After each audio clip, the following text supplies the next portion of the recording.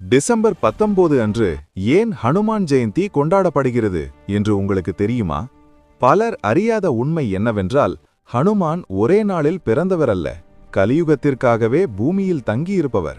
மார்கழி மாத அமாவாசை நாளில் சூரிய உதயத்துடன் இணையும் அந்த பிரபஞ்ச சக்தி நேரத்தில் வாயுதேவனின் சக்தியால் அஞ்சனாதேவி ஹனுமானை பெற்றதாக புராணங்கள் கூறுகின்றன. அதனால்தான் டிசம்பர் 19 ஹனுமானின் சக்தி பூமியில் அதிகமாக செயல்படும் நாளாக நம்பப்படுகிறது.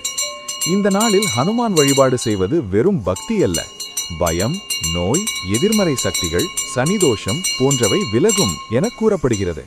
ஆனால் உண்மையான ரகசியம் என்னவென்றால், ஹனுமான் ஒரு கடவுள் மட்டுமல்ல, அவர் இன்றும் உயிருடன் உள்ள சிரஞ்சீவிகளில் ஒருவர் என்று பல சாஸ்திரங்கள் சொல்கின்றன. அதனால்தான் இந்த நாளில் ஹனுமான் சாலிசா, வெண்ணெய் அல்லது வெல்லம் அர்ப்பணம், சிவப்பு விளக்கு ஏற்றுதல் போன்ற செயல்கள் செய்யப்படுகின்றன.